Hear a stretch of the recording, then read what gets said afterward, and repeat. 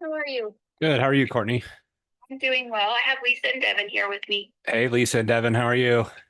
Good. How about you? I'm pretty good. It's Saturday. Yeah, and it's starting to warm up. We had a bunch of snow up north. I'm in Ogden area, so Oh, yeah. Gotcha. It's beautiful down here. yeah, we need to go for a walk or something.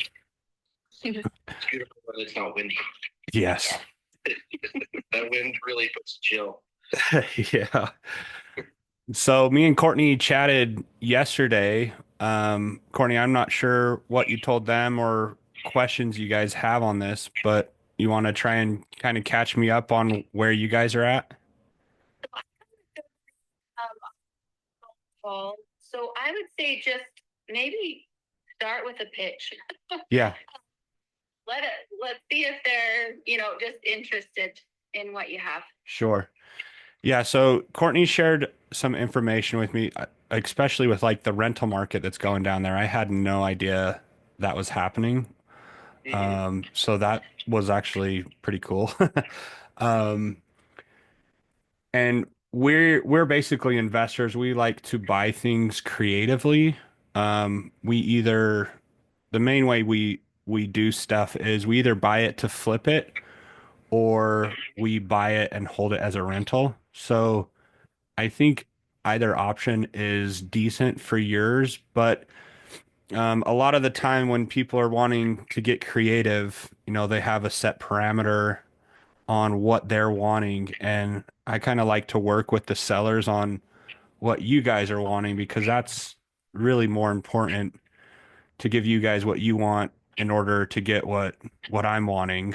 Um, and a lot of the times, creative offers can be seller financing or they can be subject to the underlying loan. We can get different types of loans to give you guys more money up front. Um, but it all comes down to making sure it works for us as an investment and then making sure that it works for you guys. I know Courtney said that you guys have already moved into a new house, so a lot of the times that will prevent us from doing these type of deals just because people need the money from the sale of one house to get into another house. And it doesn't sound like that's the case for you guys. Is that right? Correct. Yeah, we've actually been in this new house for over a year. Okay. Did you guys build that one? Just bought it? Yeah, Okay. maybe next time, but Yeah. I know I've looked at building some too and just renting out my current house, but I've got three kids, so I'm like, this it might not be the time to do that right now. yeah, for sure. Yeah, we've got a 7 month old, so I forgot how hard newborn stage is. I'm like, yeah, that's not a good idea to build a house right now. We've got Uh, a 10-month-old right there with you. oh, sweet. How many do you guys have? Two. Two. And yeah, they're like almost exactly a year apart, so we get it. Yeah. Yeah, I've got a 6 year old and then he'll be turning 5 tomorrow. And then we just had our other one, but having three is like it's crazy. It's you're outnumbered at that point, and it's like, can you help me? It's like, well, the other two are losing control. We'll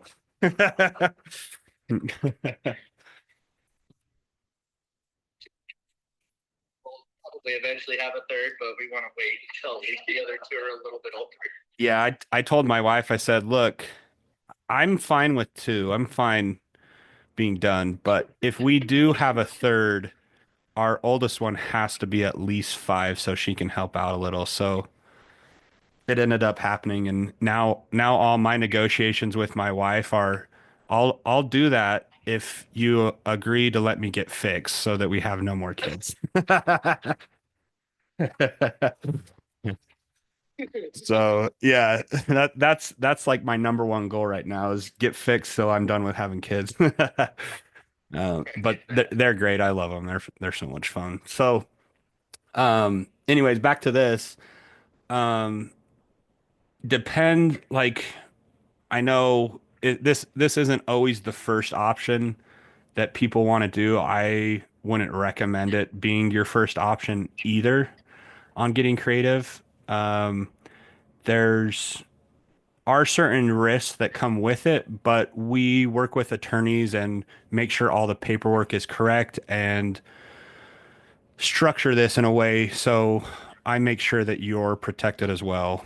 Um, because a lot of the times when these deals work out, you guys will go tell somebody else, and then that's a way for someone else to go do a creative deal and actually Got become the bank and put more money in your pocket. Um, I've been doing this a while, so in my mind, this is the only way to buy or sell real estate, but it's not the traditional way and not the way that most people are used to. To give you an example, my buddy just sold his house up here in Willard. He said, dude, you should really look into seller finance. And he did it.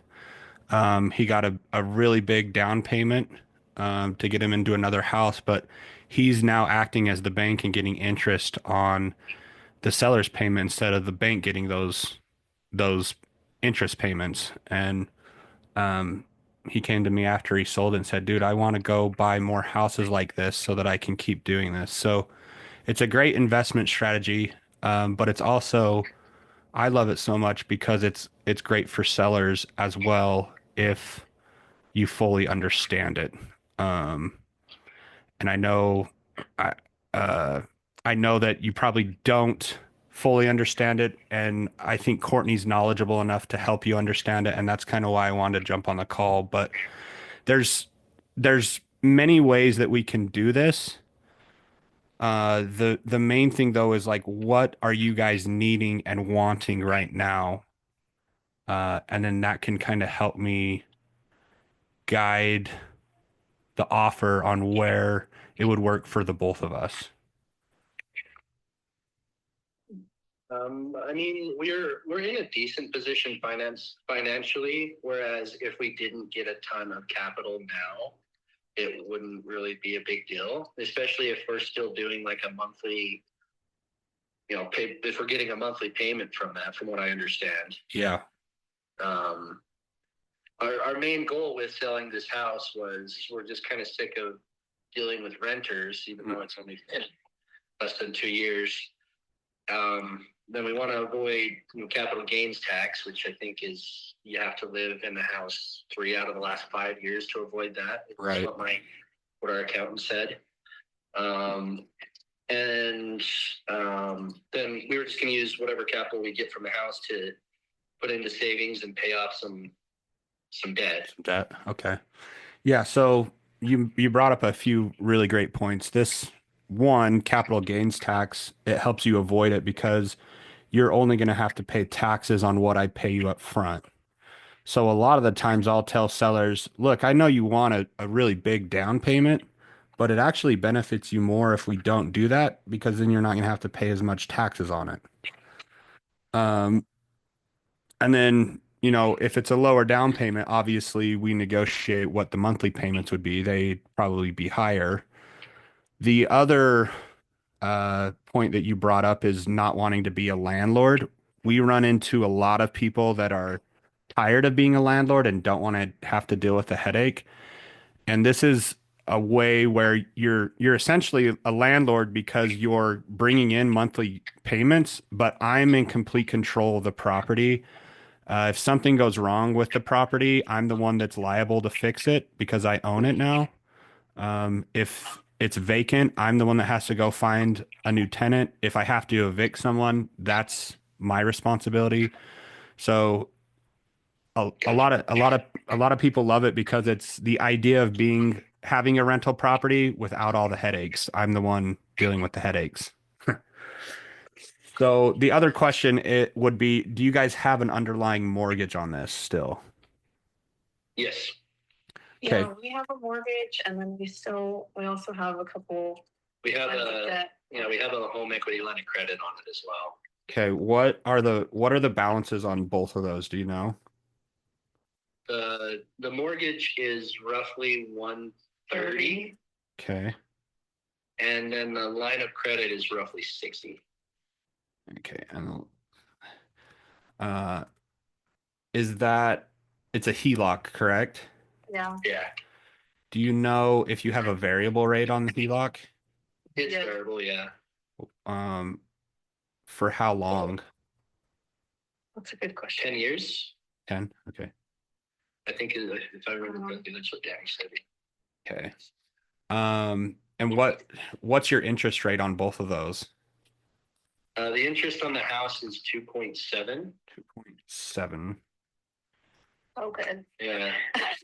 We wanted to keep it for so long. Well, yeah, and that's the idea is like we're willing to pay and make these deals work because the value in buying your house is that interest rate. Right. So that's why we're wanting to come in and work a deal with you because what happens if somebody comes in and buys your house, what are you guys asking? 324? Yeah. Okay. Someone comes in and buys that house. Interest rates right now, I don't know, are in the sevens, let's just say. Okay. As soon as someone comes in with another conventional loan, that 2.7 rate is just gone forever. And so we had a period of time where rates were so historically low. I'm convinced we'll never see that again. Some people are still waiting for them to go back down, but I don't think it's going to happen. And the way the market is right now, it's really hard for people to get into homes because the interest rates and the prices. And so we're really trying to go out and preserve these interest rates because right now there's so many houses on market and stuff is just sitting. And I've heard a few investors say this is like actually the worst time to buy and sell property, and they're comparing it like even being worse to the '08 recession. Gotcha. So it's not making sense for conventional buyers to come in and buy your house. And it's not making sense a lot of the time for investors to come in and buy your house. And so we've had to get creative just because of the market. But like I said, I think this is the only way to really buy and sell real estate. And I think it's becoming more popular. Um, and it's more of a win-win for both sides because if I come in and buy it this way, you're not going to have to pay closing costs. We'll pay closing costs. You're not going to have to pay a buyer's agent, which typically, I don't know what you and Courtney worked out. You'd have to pay a buyer's agent and her. We'd come in and pay her. So you're saving a bunch of equity and then you're actually getting more over time because of the monthly down payments and how we would structure it. So does that make sense or am I losing you guys? No, that makes sense. Okay. So question, as you say, you want to preserve the interest rate. I need more clarification on that. Yeah. So if we did a subject to, basically we would come in and take over the debt that you guys have. So the purchase would be um, subject to the underlying debt. And then we would use a servicing company. So we would pay the servicing company, they pay both of your debts. And then if there's money left over as equity, since you guys are selling 324, you have 130 plus 160, so you're at 290. Is that right? 190? It's just 60, not 160 for the HELOC. Yeah. Yeah, so 130 and 60, right? Yeah. Oh, I get So just add those two together is what I'm doing is the 190 essentially. Right. Does this include your solar? No. No, yeah, so I was gonna mention that. We also owe we put solar on the house and we still owe A that lot. as well. Yeah. How much just roughly, it doesn't have to be exact. 48. Okay. And Yeah, that's a decision that we've regretted ever since. yeah, I hear that quite a bit. I mean, if you pay for them cash, like my in-laws paid for them cash, Mhm. but in Utah, especially with the winter season, it's like I don't know that you get your bang for your buck because a lot of stuff's run off gas anyways. See, yeah, the house doesn't have any gas, so that's why we thought it'd be a good idea. But Yeah, that's true. We still have an electric bill with paying for the solar, so didn't really do what we thought it was going to do. Plus, it was more expensive than what we thought it was. We were told a number, and then the contract we signed said another number, so we were just stupid and didn't look at the contract. Yeah, that sucks. I've heard that a lot. What What are your payments on the solar per month? 50. Do you know what the interest rate is on that by chance? I don't. I don't Okay. either.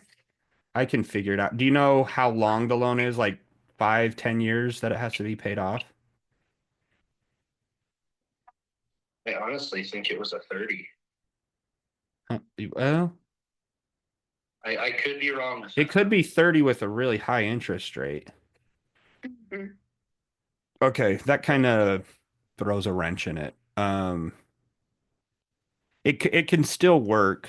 So what I basically would need in order to formulate an offer for you guys is mortgage rate, probably like your most recent statement, just so I can see what I would be taking over, and even maybe just a balance and interest rate on your HELOC, and then kind of the same thing on your solar, just figure out how long we have to pay those off because at some point we would probably refinance you guys out, or there is another way that is a DSCR loan, which stands for debt service cover ratio, which only goes off what the rental markets would be. So it would qualify off of that.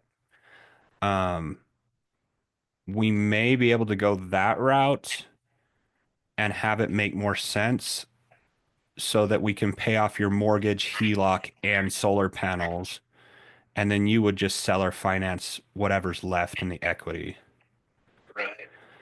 So those are the two routes that I'm thinking. Um, so I guess really the next step that I would need and the information that I would need from you guys in order to make sure the deal works for us and for you is mortgage statement, um, HELOC statement, and then your solar panel statement. Do you know do you know what your interest rate is right now on the HELOC? I think it's around 9-10%. 9 to 10. I can run I can run rough numbers with these. Okay. But then like if I sent an offer and went under contract, I'd want to, as my due diligence, just go over all this so that I know what I'm taking over, if that makes Sure. sense. Well, and we could add that these statements would be included in the seller's disclosures. Okay. Yeah. Okay. Um, so I don't want to say that it for sure would work, but um, I think there's a chance. Are you guys interested and open? And if so, do you have questions? I mean, we're definitely open to all of our to like any kind of offer that we have.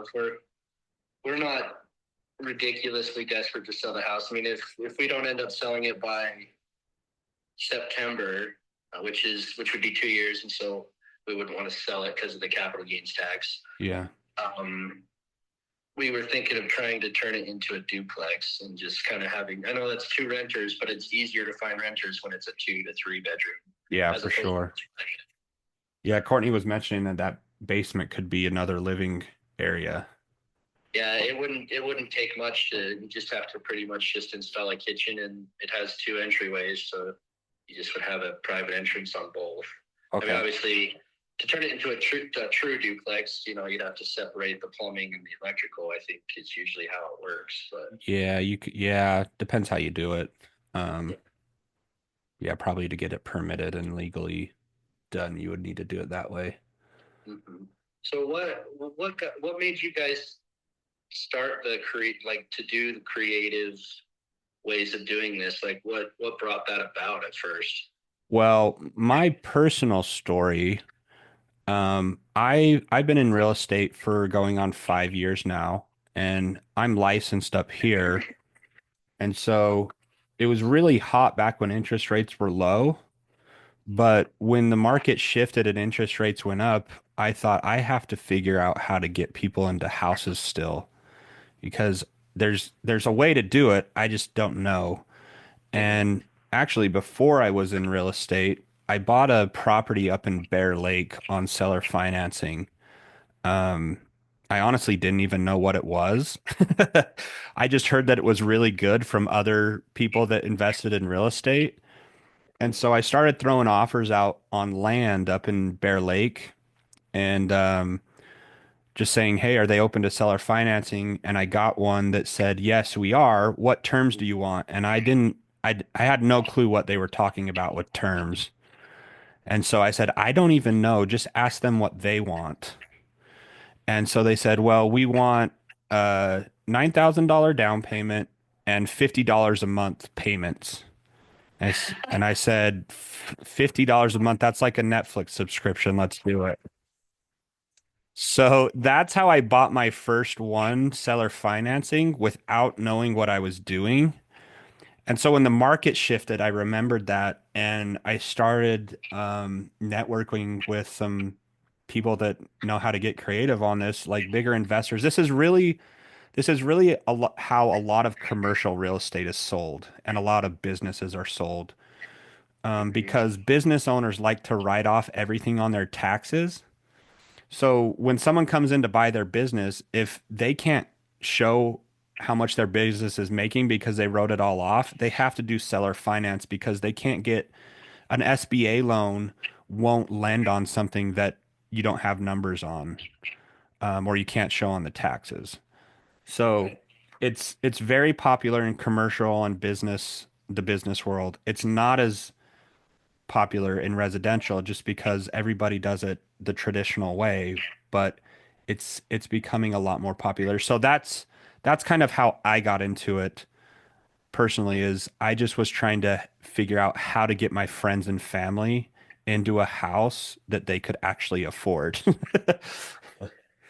So that's I've been doing it for ever since the market switch. What was that? Like 2, 3 years now. So that's my personal story. Yeah. The risks that come from us, like for us doing something like this. Yeah, the risk is I get abducted by aliens and stop making payments on your house.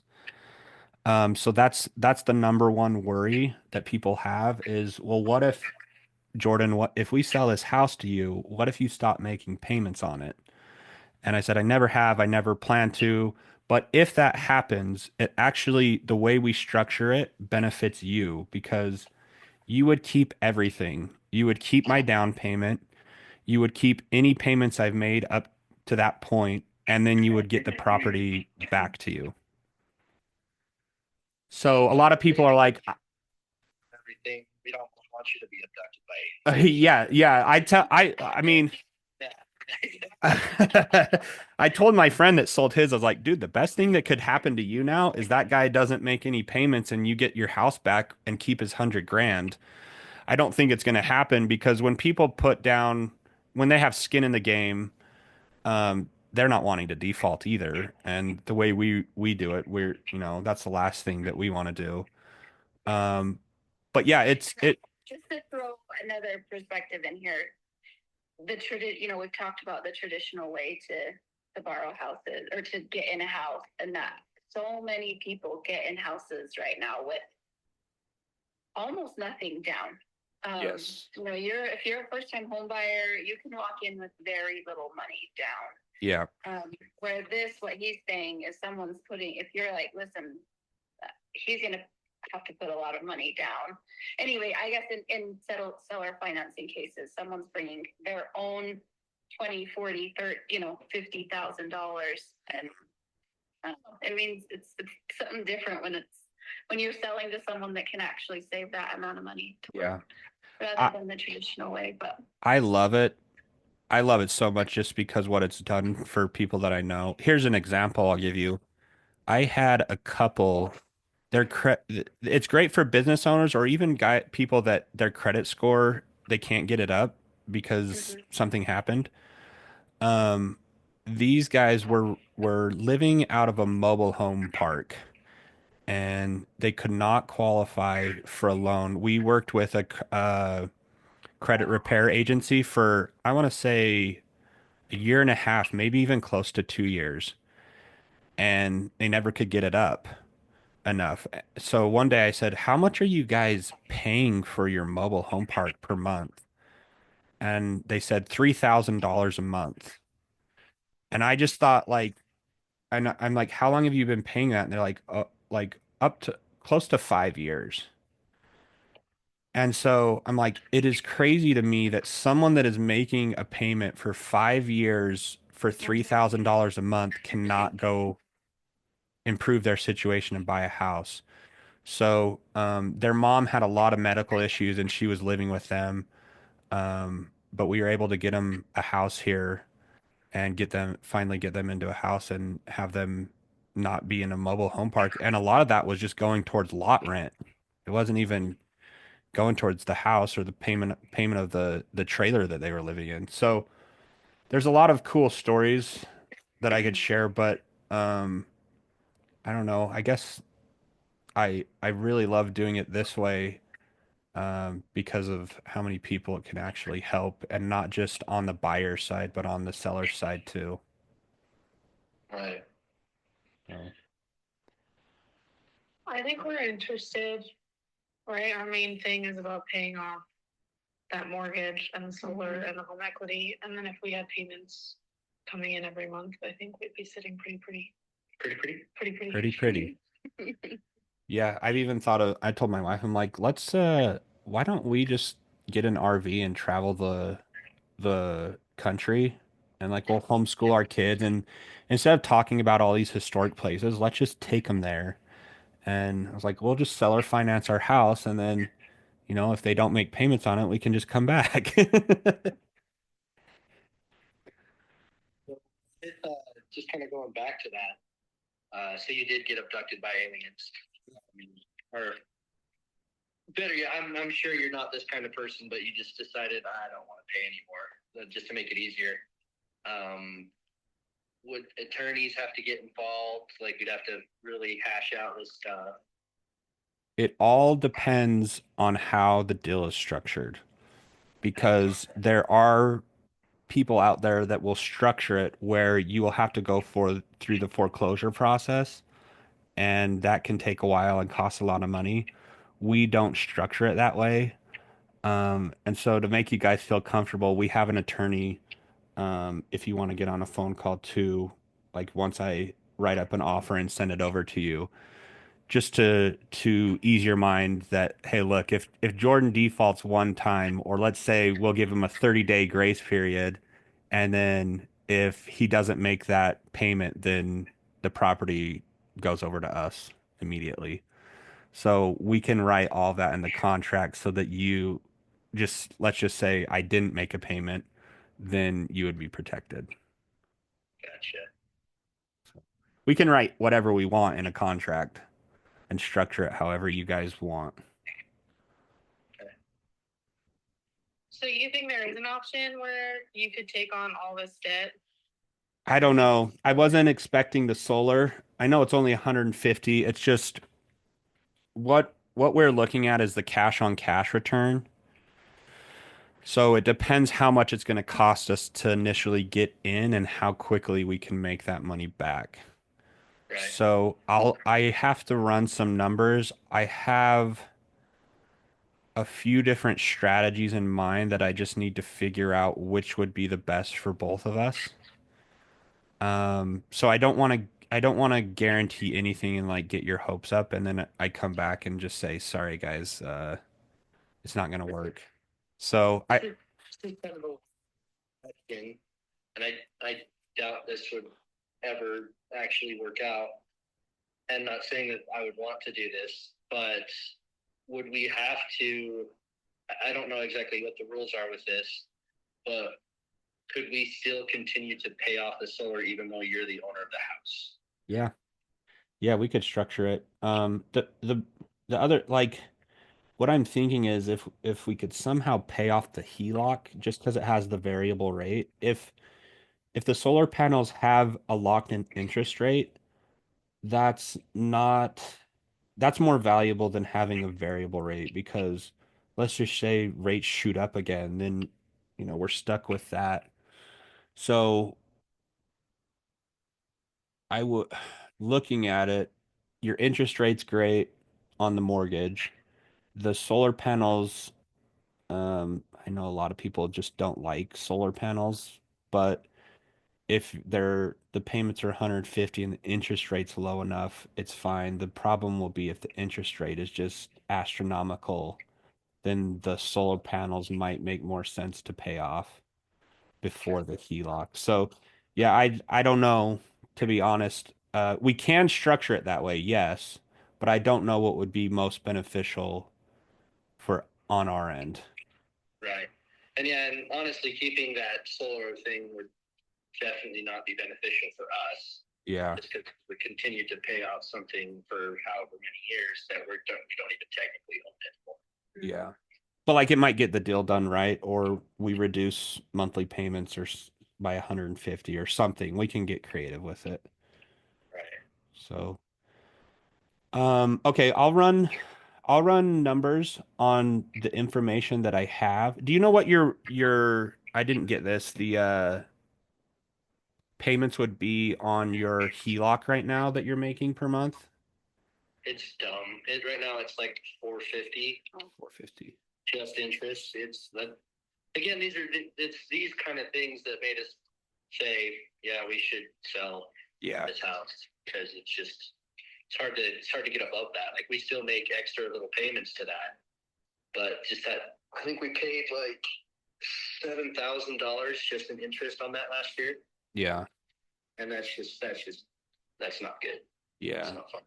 Well, I don't know if this makes you feel better, but I think the economy was so rough the last couple of years that a lot of people had to do that just to kind of survive and keep going. So, Well, I regret it. I don't regret it because we were able to. We put a mini split system in with that. We um, we used it to buy this house. I think. Yeah, we used that as part of the down payment for this house. yeah. Like it gave us good opportunities. It just it's one of those bites you in the butt because now you're stuck in this cycle of the bank's making money off of you. Yeah. Yeah. Yeah, I have my own theory on everything that's gone on, but I'll save my breath. Yeah. Um, yeah. Um, okay. Well, yeah, let me run numbers and then Courtney, if you can just get a statement on each one of those three debts, that would help me and I hope we can work something out. I don't want to promise anything, but um hopefully we can do something for you guys. Okay. So, Hey, thanks, Jordan. okay, we'll keep in touch. Have a good Saturday. Okay, bye-bye.